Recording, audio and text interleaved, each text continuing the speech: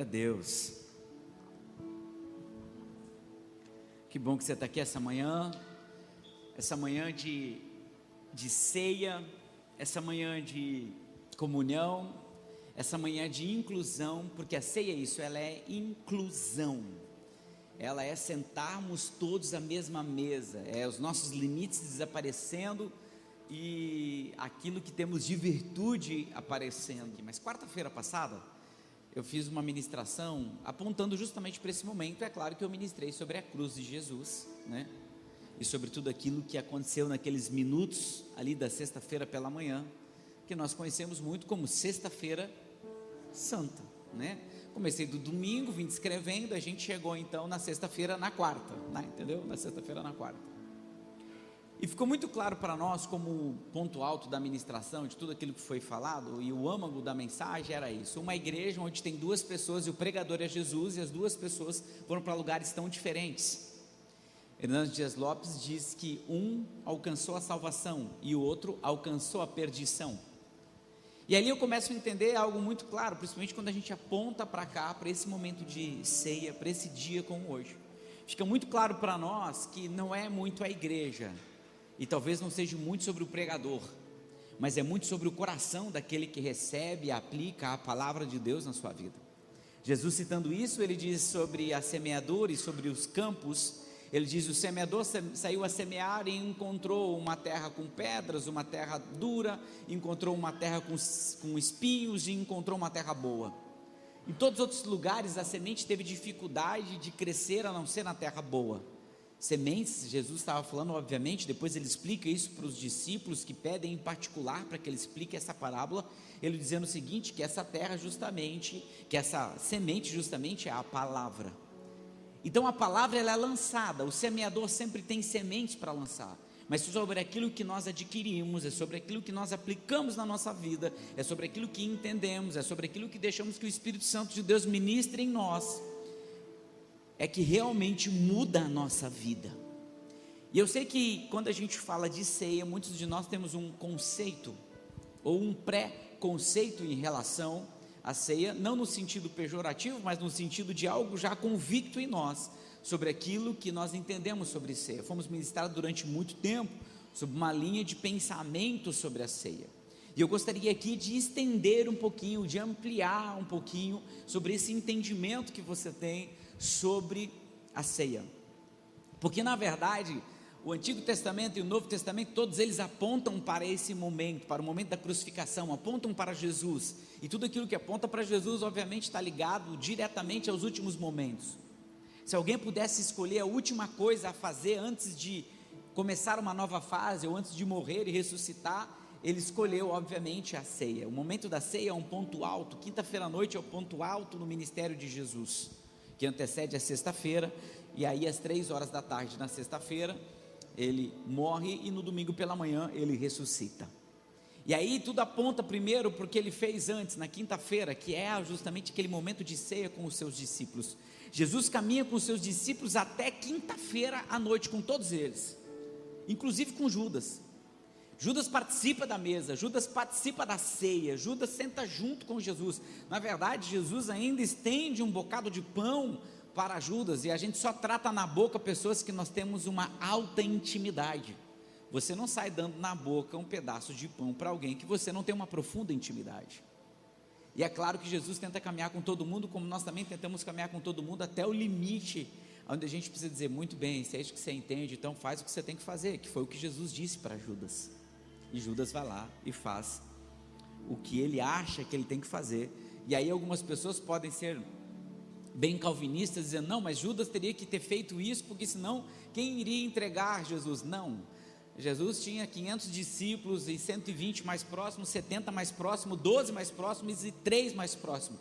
Qualquer uma das pessoas que passaram pela vida de Jesus poderiam ter entregue Jesus aos fariseus, não necessariamente precisaria ser Judas, mas Judas escolheu fazer isso, e o coração dele aprontou para isso. Então a palavra ceia, e esse momento, ele precisa ser entendido como um momento de comunhão, como um momento de paternidade, como um momento de alinhamento dos céus. Então é importante que o teu coração esteja aberto para que a gente possa compreender. E é claro que eu vou conectar algumas palavras para que você compreenda que desde o princípio isso tudo está muito claro para nós. O sangue sempre foi considerado vida. O sangue é vida. Isso não está aqui somente, vamos dizer, espalhado, mas isso começa lá em Gênesis, no princípio. Se você quer descobrir alguma coisa de agora, é interessante você olhar o princípio.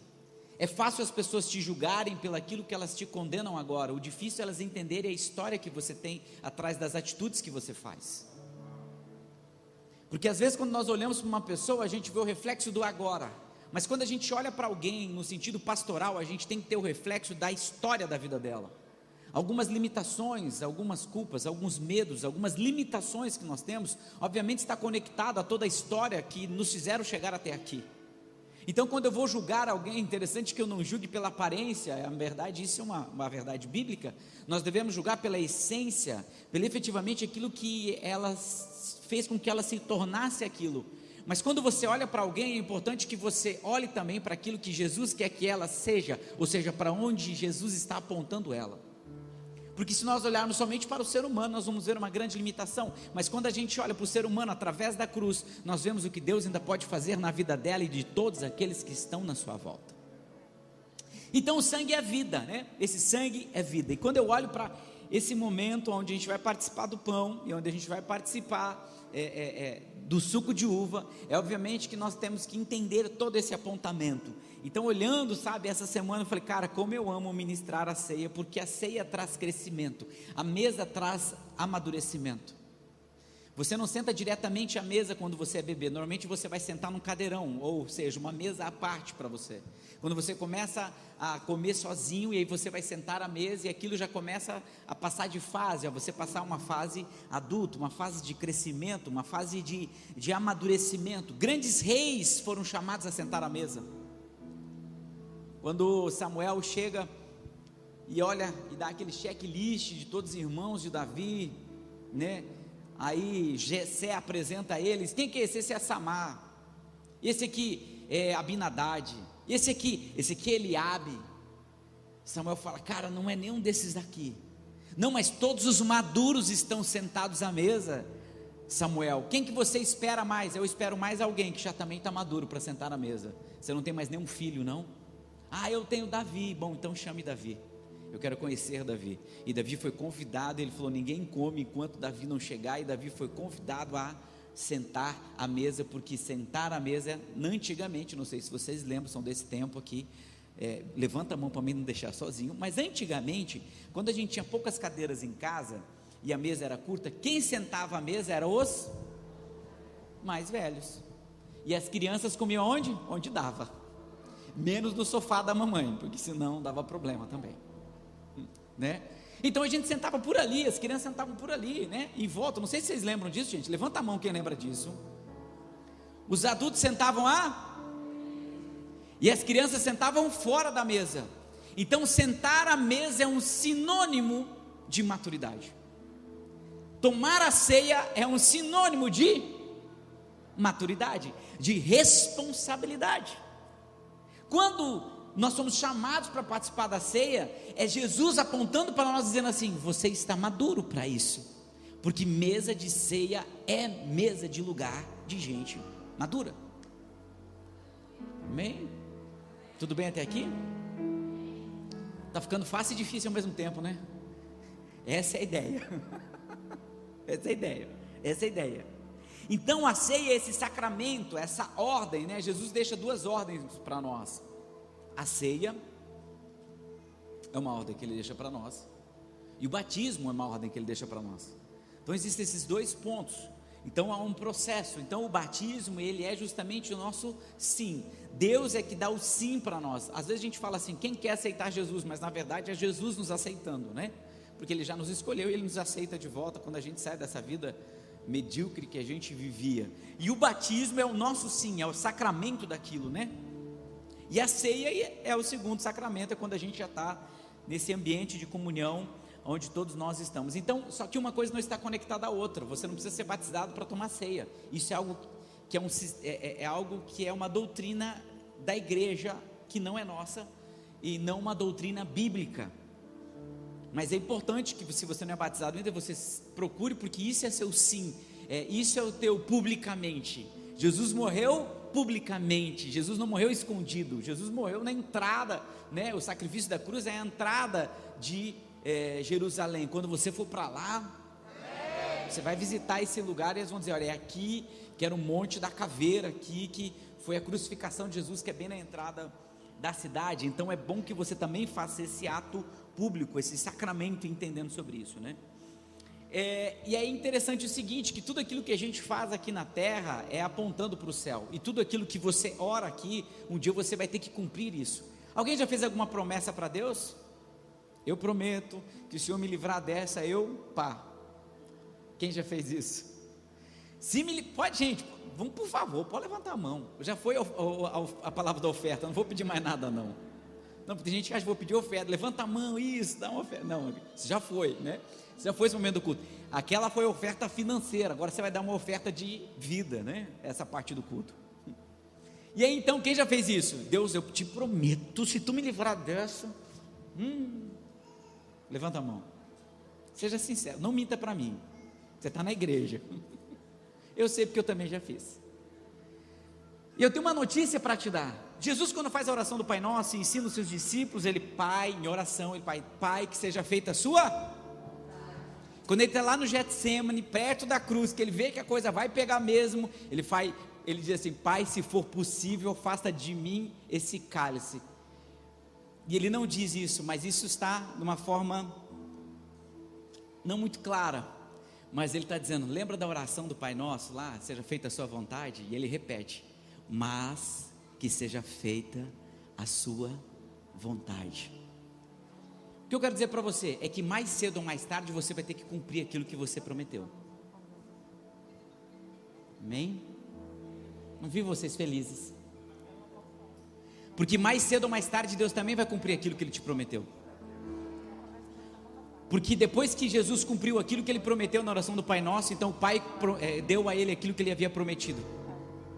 Você consegue entender isso? Que quando Deus começar a cumprir sobre a sua vida aquilo que você prometeu, provavelmente está perto da hora de Deus começar a cumprir sobre a sua vida o que Ele prometeu para você. Uau! E toda língua confessará, todo joelho se dobrará, esse nome está acima de todos os nomes.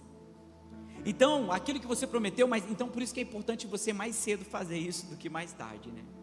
Então eu acredito muito assim que a igreja é muito DNA de Cristo, que a igreja tem muito DNA de Cristo, e uma das formas de você descobrir o DNA de alguém é através do sangue. Na verdade é a forma mais comum que tem hoje de você descobrir o DNA de alguém. Essa pessoa é parente de quem? Ela vai lá e tira muito bem. Esses dias eu fui numa nutricionista, não sei porquê, a pastora me marcou essa nutricionista. Ela disse que eu preciso perder uns quilos, mas eu não sei se eu preciso mesmo. É tão bom comer, né, gente? Fala a verdade. Gente, é só eu que gosto de comer? Então, gente, por favor, né, não me deixe sozinho na pregação. Então, a pastora me levou lá. E ela me traz, assim, uma série de exames. E ela falou uma coisa assim para mim, e eu já tinha ouvido, obviamente, você também já deve ter ouvido. Eles falam muito sobre o seguinte: você é o que você? Muito bem. Mas o lugar que você está não te torna quem você é. Certo? Né? André Fernandes diz isso, né? Você passar a noite na garagem não te torna um carro. Você vir à igreja não te torna um cristão. Eu falei que ia estar bom e ia estar complicado. Não, porque tem gente que parte do pré-princípio de quem está na igreja é um cristão, e isso não é verdade. Porque da mesma igreja, com um pregador top da galáxia que era Jesus, duas pessoas tiveram dois destinos diferentes. Mas enfim, o que eu quero dizer? A nutricionista disse para mim que eu sou o que eu como. Muito bem. Quando Jesus me chama para eu comer o pão que é Ele e o sangue que é dele, eu estou comendo Jesus. E cada vez que eu estou comendo Ele, estou parecido com quem? Por isso que tem uma ceia uma vez por mês. Porque toda vez que você come e bebe dessa mesa, significa que você está comendo e bebendo de Cristo. e dizendo: cara, eu vou ser igual a você, porque nós somos o que a gente come. Esse nutricionista fica lendo a Bíblia, dá isso aí, viu? Você acha que é deles que sai a história, mas na verdade não é. Então eu acredito muito, sabe, principalmente na nossa igreja, sobre entrega, sobre propósito. Eu acredito que muito essa igreja tem o DNA de Cristo. Nós somos os amigos do noivo. Nós somos, como igreja, a noiva de Cristo. E eu não tenho dúvida disso. Então eu quero que você, assim, para você não falar que eu sou herege, abra sua Bíblia aí, João capítulo de número 6.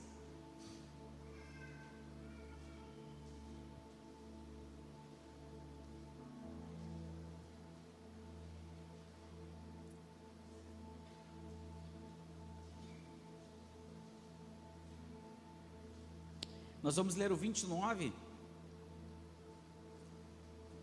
e depois nós vamos caminhar um pouquinho, nós vamos lá para o 53, João 6, 29. Jesus respondeu: a obra de Deus é esta, credes naquele que Ele enviou. Aí nós vamos lá para o 53, Jesus lhe disse: eu lhe digo a verdade, se vocês não comeres a carne do Filho do homem e não beberes o sangue, não terão vida em si mesmo.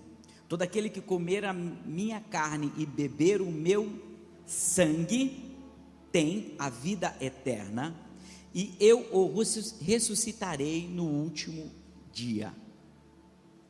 E aí você caminha mais um pouquinho, 56, todo aquele que comer a minha carne e beber o meu sangue permanece em mim e eu nele. Vocês entenderam o texto agora sobre a ceia? É claro que essa situação aqui não era uma situação muito fácil, gente. Jesus vinha de uma linha de ministrações. Jesus acabara de multiplicar, a primeira multiplicação dos pães acontece justamente no início do capítulo 6.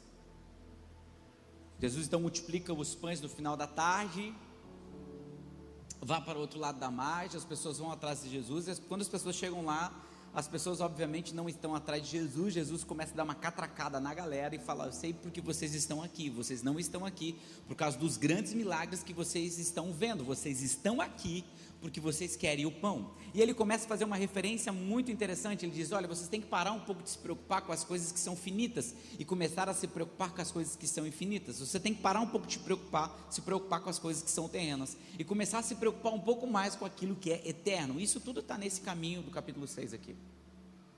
E então ele sobe um nível e ele diz: olha, eu preciso dizer uma coisa para vocês. Vocês vão comer da minha carne e beber do meu sangue, eu vou permanecer em vocês e vocês vão permanecer em mim. E é claro que isso é um absurdo quando a gente vai falar de hebreus, quando a gente for falar de judeus, quando a gente for falar de fariseus, quando a gente for falar de saduceus, dos educeus, dos herodianos, ou de qualquer escola, de qualquer ensinamento, quando a gente está falando de Israel. Porque, não sei se você sabe, mas até hoje em Israel, quando você for ir para Israel, o que você não vai achar no buffet é bacon. Não tem bacon com ovo, como você come aqui nos hotéis brasileiros. Também não tem presunto, apresuntado e nada parecido. Também você não vai chegar no restaurante lá onde você vai encontrar uma carne de porco assada, costelinha barbecue. Não, eles não têm esse prazer. Aqui é só quando o pastor Edu faz que a gente tem essa, aleluia, né? Né? Deus está revelando. Lá você não vai ter essa iguaria, porque eles não comem carne de porco, eles não comem nenhum animal de pata fendida. Então eles não têm isso aí. Então eles são muito seletos naquilo que eles comem. É muito baseado naquilo que eles entenderam. Na verdade, os porcos sempre foram um apontamento para sacrifícios de deuses pagãos. E então, quando Jesus fala: cara, vocês vão ter que comer do meu corpo, vocês vão ter que beber do meu sangue, as pessoas começam a assustar. Por quê? Porque isso é uma coisa inadmissível para um judeu, quando você fala isso para ele, que ele vai beber, ele vai tomar o sangue de alguém. Porque quando Jesus começa a ministrar para eles, Jesus começa dizendo o seguinte: gente, ó, eu sou um profeta maior do que Moisés. Eu sou um profeta e sou maior do que Moisés. As pessoas dizem: eu quero que você viaje há 2000 anos atrás. Deus fala, cara, sempre a nossa referência foi Moisés, esse cara aí é maior do que Moisés. Tá bom, nós aceitamos, né? E continuaram a seguir Jesus. Daqui a pouco Jesus começa dizendo o seguinte: olha, eu sou semelhante ao rei Davi. Ao rei Davi? Não, tudo bem, Jesus. Não, beleza, a gente vai continuar caminhando com você. Daqui a pouco Jesus fala, eu sou o Messias. Aí os caras já, Messias? Messias você? Eu sou o Messias. Não, tá bom, você é o Messias. Aí ele fala assim, não, mas eu não sou só o Messias de Jerusalém ou de Israel, eu sou o Messias que vim salvar o mundo. Os samaritanos também? Sim. O Senhor veio salvar os romanos também? Sim. E o Senhor vai salvar também os sírios? Sim. Aí os judeus já começam a ficar com o pé atrás. Aí fala, tá bom Jesus, nós vamos, e eu sou o cordeiro que tira o pecado do mundo. O cordeiro que tira o pecado do mundo? Mas é que a gente esperava um leão, a gente não esperava um cordeiro. Não, mas eu sou o cordeiro que tira o pecado do mundo. Tá bom então Jesus, nós vamos te seguir igual. Daqui a pouco ele fala, e eu sou Deus. Aí cara, os caras, e o Senhor é o Deus. Tá difícil, mas nós vamos continuar te seguindo. Daqui a pouco ele fala, aí vocês vão ter que comer e beber do meu sangue. Aí fala, não, agora é demais, eu estou indo embora. Porque logo em seguida tem essa palavra, muitos discípulos abandonam Jesus. Por quê? Porque estava no limite. Fala, como que agora a gente vai beber o teu sangue e comer a sua carne? E aí os discípulos chegam perto de Jesus, chegam para ele assim, Jesus, cara, não fala essas coisas aí não, nós estamos perdendo a igreja. Os caras estão indo embora. Fala outras coisas. Sabe o que Jesus disse para eles? Vocês querem ir embora também?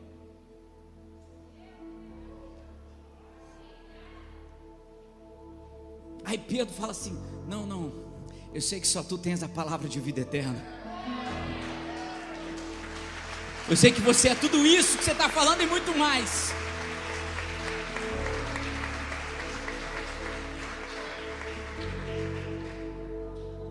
As pessoas pararam de dar dízimo, pastor. Cara, a verdade é acima de tudo. As pessoas estão indo embora, pastor. Pregue a verdade da mesma forma. As pessoas não estão aguentando, pastor. Pregue a verdade igual. Porque é a verdade que nos liberta. É a verdade que nos transforma. E aí os discípulos falam, mas você está pegando pesado, Jesus. Jesus, não, cara, é isso aqui mesmo. Você consegue entender como era difícil Jesus fazer e por que eu te expliquei tudo isso? Para você entender como era difícil essa transição de você falar, cara, depois vocês vão continuar comendo e bebendo do meu sangue. E isso para um judeu era algo impossível de se imaginar. Mas tudo está devidamente conectado, porque Jesus está dizendo, cara, eu sou a vida, eu sou a verdade. É Jesus dizendo, cara, quando vocês sentarem à mesa da ceia, eu quero que vocês lembrem que vocês estão se tornando parecido comigo. Eu quero que vocês entendam que vocês estão parecidos comigo. É como se nós fôssemos a terra seca, e uma vez por mês fôssemos nutridas pelas misericórdias de Deus. Por isso que o DNA normalmente é tirado do sangue, para que a gente fique mais parecido com ele. Então esse momento aqui, nós dizemos, os céus, nós estamos, o que nós estamos dizendo ao inferno, nós estamos caminhando para sermos parecidos com Jesus. Por isso que a ceia é o momento de a gente celebrar, o momento de a gente dizer assim, eu estou mais parecido com Cristo. Por isso que quando eu participo da ceia, eu jogo fora todo o espírito de orfandade, porque eu sento à mesa, porque eu tenho um pai. Por isso que quando eu participo da ceia, é eu dizendo, uau, cara, que poderoso isso, eu estou cada dia mais parecido com Ele. É isso, esse momento. É isso que a gente está participando, é disso que a gente está participando. Paulo até vai um pouquinho mais a fundo, ele diz assim: olha, nós somos de um só corpo. Nós somos um só corpo. Ele disse isso em Romanos 12:5, e depois ele vai dizer isso em Coríntios 12, primeira carta dos Coríntios 12:12. Vamos ler Romanos 12:5, olha lá.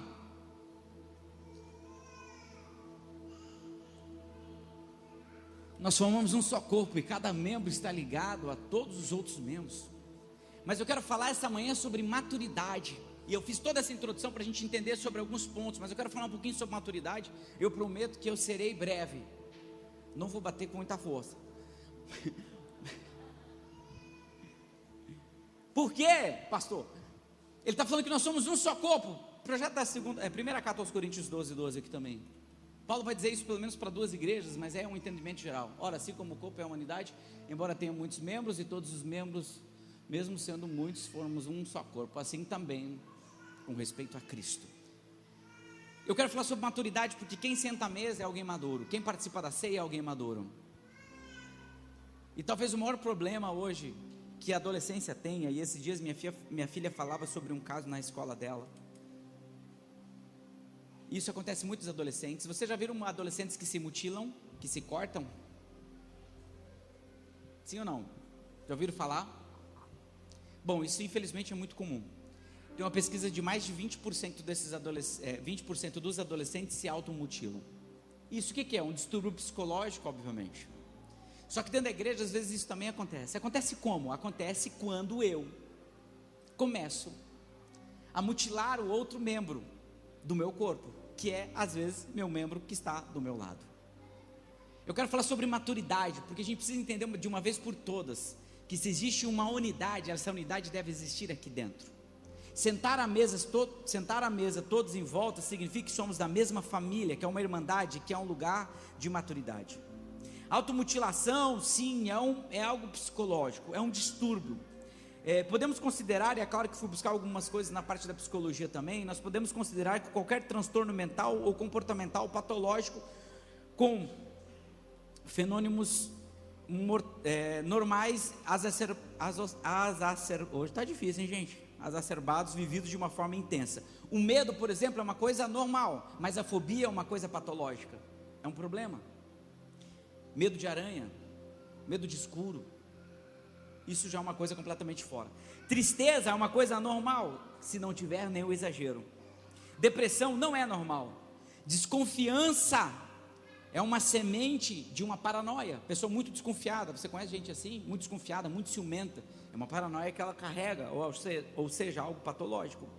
O esquecimento é o início de uma demência. Quando você começa a esquecer muitas coisas, é o início de uma demência.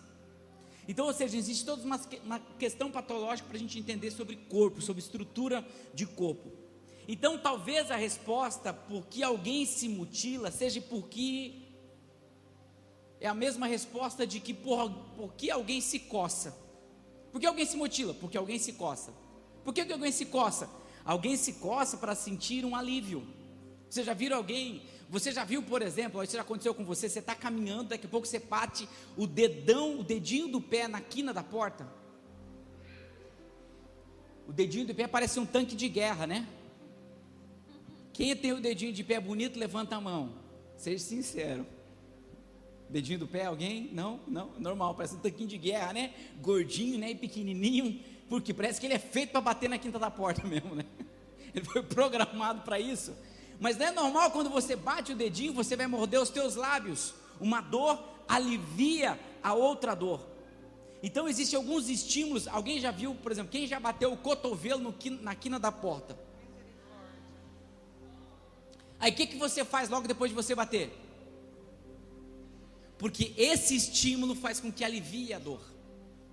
Pastor, o que você quer dizer com isso? Eu quero dizer para você que normalmente quem ataca o mesmo membro do corpo é alguém que está sofrendo de algo. Que às vezes os meus ataques em relação às pessoas que eu amo não apontam para quem elas são, mas apontam para quem eu sou. Vocês estão entendendo? Sim? Ouvindo? Por exemplo, quando você acorda do lado de alguém mal-humorado, a culpa não é sua, a culpa é do cara mal-humorado. Pastor, o que você quer dizer com isso? Eu quero dizer que às vezes os ataques que a gente faz para os próprios irmãos está identificando a ferida que eu tenho, não que o outro tem. E esse é um processo de maturidade. É comum quando a gente vai perguntar para uma criança quando ela se corta, ou um adolescente, diz: por que você se corta? E quando ela é um pouco mais madura, ela vai dizer assim: não, porque a dor física do corte diminui a minha dor emocional. Infelizmente, eu já vi algumas pessoas que tiveram desejo de suicídio, e o que elas contam, as que sobreviveram, né, foi que na verdade não é que elas queriam se matar, o que elas queriam era se livrar daquela dor que elas sentiam do lado de dentro. Pessoas que pensam em suicídio nada mais querem do que se livrar daquela dor, por isso que elas se matam, não porque elas querem morrer, mas porque elas não querem mais sentir dor, e normalmente as dores são emocionais, são dentro da nossa mente. Então, é importante que a gente saiba que todo ataque entre o próprio sistema, por exemplo, quando você não sei se vocês sabem, mas existem momentos que os animais estão juntos e que algo não está correto no corpo desse animal, ele ataca o outro animal, ele morde o outro animal, ele vira carnívoro quando está no grande rebanho. O problema não está em quem foi mordido, o problema está em quem mordeu. Existe uma disfunção, algo precisa ser sarado, algo que precisa ser curado. E nós precisamos entender que hoje é um dia de cura, hoje é um dia de restauração, porque às vezes a gente faz isso de uma forma inconsciente, porque dores estão dentro de nós, e as dores estão dentro de nós manifestam do lado de fora. Uma pessoa muito mal-humorada, muito bruta, uma pessoa que tem problemas graves de comportamento, seja ele qual for, nada mais é do que um apontamento não para fora. Eu conheço mulheres que dizem assim: pastor, eu não sei porque meu marido me trai, eu faço tudo, eu sou excelente esposa. O problema não está nela, o problema está nele. Há uma disfunção que precisa ser sarada, há uma mesa que ele precisa sentar e entender o que ele amadureceu. E é importante que a gente entenda isso. E pastor, qual que é o processo de cura? O processo de cura é falar, é sentar e falar, é contar história. Foi na introdução que eu dei, é sobre aquilo que eu preciso falar, é sobre aquilo que eu preciso liberar. Traumas sofridos é algo que precisa ser liberado, e normalmente quando ele fica mais forte, quando a gente acende mais a luz nesses traumas, e por que acontece normalmente na adolescência? É porque é um período de transição de fase. Eu sou criança e agora eu vou virar adulto, e é bem no meio desse período que manifesta todas as dores e traumas, a maioria das dores e dos traumas que eu tive desde o momento da minha infância. E às vezes o que acontece? Às vezes quando isso não manifesta e não é curado no período de adolescência, vai para a vida adulta. E o que eu quero dizer para você é que Deus tem uma vida plena para você. Deus não quer que você leve uma vida de culpa. Deus não quer que você leve uma vida de medo. Deus não quer que você leve uma vida frustrada. Deus não quer que você seja infeliz. Deus não quer que você acorde mal-humorado. Não, pastor, todo dia de manhã eu acordo mal-humorado. Cara, você tem problema. Não estou dizendo que às vezes você não pode acordar mal-humorado, mas isso em excesso significa que você tem um problema, que isso precisa ser tratado, que você precisa ser curado, que você precisa ser restaurado. E hoje é o dia da gente lembrar disso. Pastor, eu tenho alguém lá na minha empresa que todo dia está mal-humorado. Cara, ela está com um problema. Olha a história dela, senta com ela, deixa ela falar. Pergunta como foi a infância dela. Pergunta como foi a adolescência dela, porque se ela não foi curada na infância nem na adolescência, ela vai ser um adulto frustrado, ela vai ser um adulto com problema, ela vai ser um adulto que vai ter dificuldade de sentar à mesa, e a mesa é um ambiente de adultos. Pessoas que agridem as outras pessoas verbalmente, fisicamente. As marcas estão em quem agride. A maioria das vezes um pai violento esconde uma história de agressão contínua, de abusos emocionais, psicológicos, físicos. E ele vira um pai agressivo, um marido agressivo. Mas por quê? O problema está nele, não está nas crianças que de repente são meio ativas. Sabe, Deus está nos chamando para que a gente venha ser restaurado por completo, curados por completo. E hoje é o dia de Deus nos restaurar por completo. Porque todas as vezes que a gente apresenta ou manifesta isso, alguém que já acorda, vamos lá, vamos para a igreja, aí pai, tu, e chuta, e não sei o que lá. E às vezes isso acontece na igreja, tá, gente? Porque Paulo escreve a carta aos Romanos para a igreja de Roma, e escreve a carta aos Coríntios para a igreja de Corinto.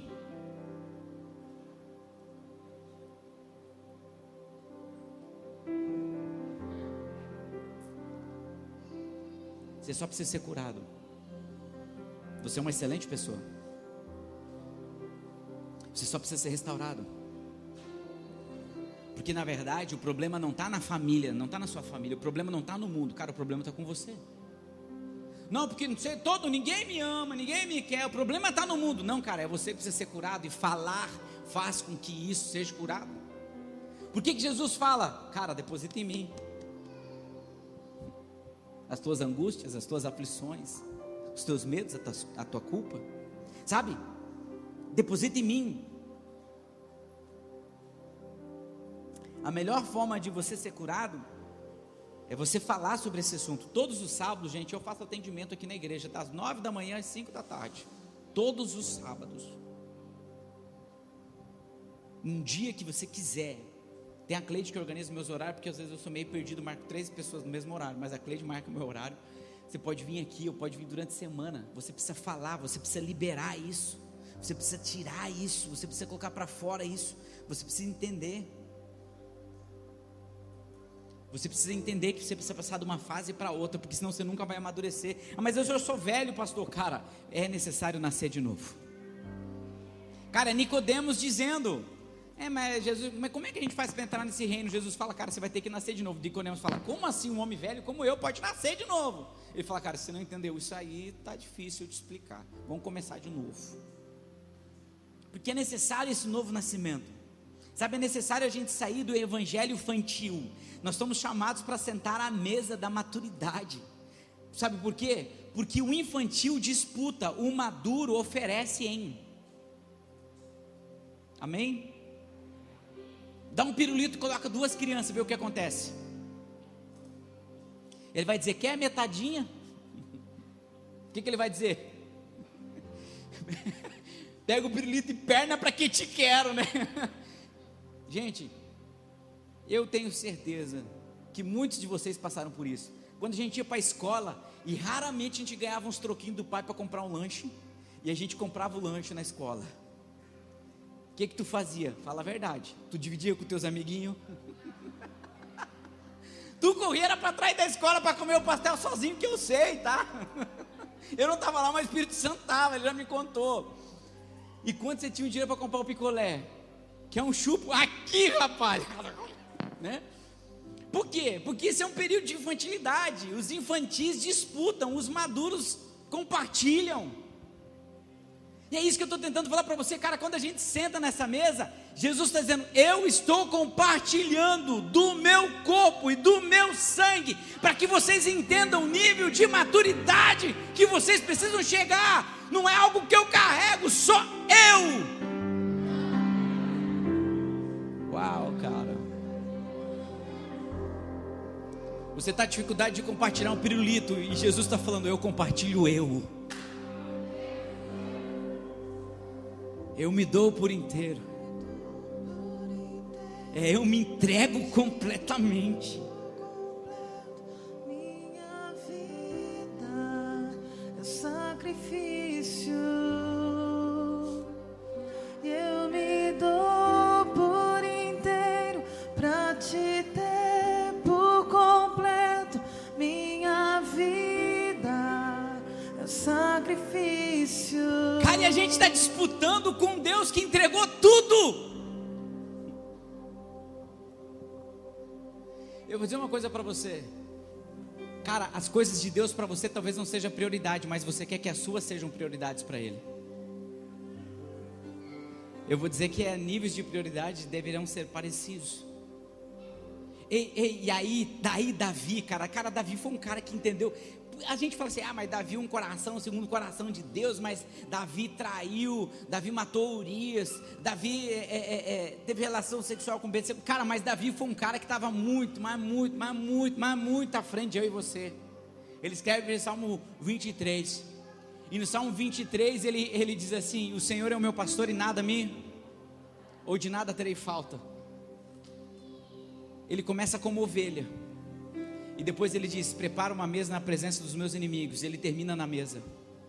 Amém? São 6 versos. Escute isso que eu vou dizer para você. Cara, Davi já havia entendido o processo. Alguém já foi numa criação de ovelha aí?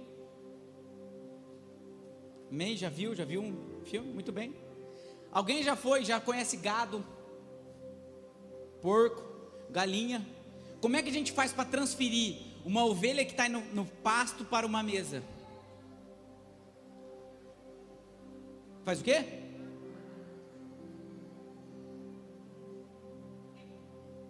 Como é que você faz para transferir de uma ovelha que está no pasto para uma ovelha que está na mesa? Para um cordeiro que está na mesa? Só tem um jeito frigorífico: tem que morrer. Esse é o Salmo 23. O Senhor é o meu pastor, e de nada eu terei falta. Me faz passar pelo processo de um dia estar à mesa. Como é que é isso? Jesus começa, João Batista dizendo: esse é o cordeiro que tira o pecado do... Depois Jesus: cara, se você comer e beber da minha carne, só tem um jeito disso acontecer, é quando eu passo pela morte de mim mesmo. É quando eu morro, eu consigo cumprir o Salmo 23 na minha vida. É quando eu morro para mim, para que eu possa estar numa mesa, para que eu possa servir as pessoas. Você só vai entender sobre servir quando você transicionar do pasto, da ovelha. Quando você passar por o frigorífico, quando você passar pela morte, aí você vai poder estar sentado à mesa. Só tem um jeito de a ovelha ir para a mesa, é quando ela morre. Ou você já viu algum fazendeiro pegar uma ovelha e sentar na mesa com ela, falar: ovelha viva, vem aqui comer com a gente. Não, cara, a ovelha, quando vai para a mesa de quem produz a ovelha, ela já está morta. Amém? Você está entendendo o que eu estou falando? Cara, se você quer cumprir o Salmo, que cumpre o Salmo 23 na minha vida, me faz sentar na mesa dos meus inimigos. Amém, aleluia. Lembre-se que esse processo começa no pasto. Lembra-se que esse processo começa com uma ovelha viva. E é interessante porque é mesmo que eu ande pelo vale da sombra da morte, não temerei mal algum, né? Cara, você está entendendo o que eu estou ministrando no seu coração? Sim ou não? Existe uma forma de a gente sentar à mesa. Existe uma forma de estar à mesa. Cara, se você é a ovelha de Cristo: pastor, eu sou ovelha. Porque você sabe falar isso quando você diz assim: não, pastor, porque o bom pastor é aquele que vai atrás das ovelhas e deixa as outras 99. Amém, queridão. Só que o dia que você está sentado à mesa da maturidade, você já é o cardápio. E aí você não é mais a ovelha, você já é o cordeiro que serve as pessoas e não que é servido. Esse é o nível de maturidade. É isso que Jesus está dizendo, cara. Eu sou o cordeiro que tira o pecado do mundo, e através do cordeiro que tira o pecado do mundo, vem para a mesa onde todos nós crescemos, quando Ele nos serve. E é esse processo que você está passando. Cada vez que você participa da ceia, é você dizendo: eu saio da posição do pasto e passo a posição da mesa. Eu saio da infantilidade e passo para a maturidade. Por isso que Paulo vem dizendo: cara, você já está maduro o suficiente para participar da ceia, então examine-se a você mesmo. Você não precisa de ninguém falando para você o que você tem que fazer, porque você já está maduro. Cara, é sobre isso que Paulo está falando. Uau, eu sei que não está tão espiritual assim, a mensagem assim está meio forte, né? Amém, diga amém aí. Amém. Pastor, você está entendendo? Então faça a partir de segunda-feira o que eu estou falando. Porque os reis são incluídos na mesa da maturidade. Cara, quando você sentar ali, você vai transformar-se pelo menos num príncipe. Porque quando Davi precisou remir algumas coisas, Davi foi buscar Mefibosete. E sabe onde é que ele colocou Mefibosete? Na mesa. Na mesa. E isso é sobre ceia. Então, maduro é aquele que aprendeu a sacrificar, é aquele que aprendeu a entregar. Amém? Eu quero orar por você essa manhã, antes de a gente ir para essa outra parte. Talvez o maior equívoco que a gente comete, o maior erro que nós cometemos, é achar que aquele que bebe e come indignamente, acharmos que nós não somos dignos de beber, ou dignos de tomar a ceia, ou dignos de participar da ceia. Eu vou dizer algo para você. Sabe quem se acha digno? É um fariseu. O fariseu que diz: olha Deus, eu não sou pecador como aquele fulano. É você tomando a ceia e dizendo: olha, aquele cara que está sentado ali que não tomou ceia, eu sou melhor do que ele. Cara, não seja fariseu. Ter a certeza que nós não somos dignos é o princípio de que nós podemos tomar a ceia. Se você tem certeza que você pode tomar ceia, eu vou dizer para você: não tome, você está indigno. Agora, se você tem a certeza que você não teria nenhuma condição de tomar, mas que pela misericórdia dele, você pode tomar. Cara, é isso que a gente tem que entender. Porque eu vou dizer algo para você, faz o seguinte, se teve alguém que não pecou esse mês passado nenhuma vez, todo mundo vai ficar sentado e você toma a ceia sozinho. Agora, se tem mais alguém que pecou no mês passado pelo menos uma vez, uma coisa pequena, mas escorregou, aí todos nós vamos tomar. Não é porque o pecado do outro está evidente que ele é maior ou menor do que o meu. Não é só porque você ficou sabendo do que o outro pecou que te torna melhor do que ele, porque o teu talvez ainda não boiou, mas vai boiar.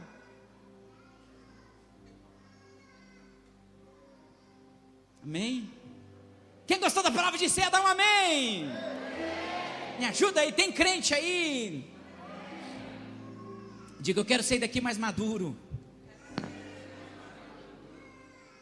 E aí eu vou dizer algo para você, é necessário que você entenda que essa manhã, e eu já estou encerrando, essa manhã vai ser uma manhã de crescimento. Vai ser uma manhã que nós vamos comer do corpo de Cristo, do sangue de Cristo, para nos tornarmos mais maduros. Então quando você estiver participando da ceia, diga isso, diga, eu quero me tornar mais maduro.